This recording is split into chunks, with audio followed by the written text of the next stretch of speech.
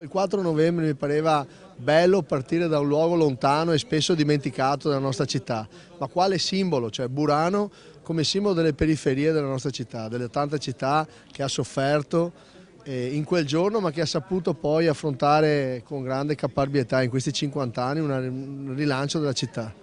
Non è vero che non è stato fatto niente, città, Venezia, sono state fatte tante cose. Purtroppo oggi viviamo un momento di crisi, abbiamo bisogno, è come se fosse un'altra Acquagranda, dobbiamo ripartire insieme e dobbiamo imparare da quello spirito di allora in cui la gente era solidale, era più amica, era più vicina e c'era una comunità forte. Per questo il sindaco di Venezia, Luigi Brugnaro, e il patriarca Francesco Moraglia hanno scelto Burano come luogo ideale per ricordare la terribile giornata di 50 anni fa, quando 194 centimetri di acqua alta misero la città in ginocchio. Preghiamo che tragedie come quella non accadano più, invita il capo della chiesa veneziana, ma nel male abbiamo saputo trovare il bene, perché quando la gente viene messa a nudo da disastri di questa portata in genere diventa migliore. Scopre di essere uomini e donne con altri uomini ed altre donne. Non c'è più l'interesse, il centimetro quadrato che magari mette in litigio famiglie per generazioni,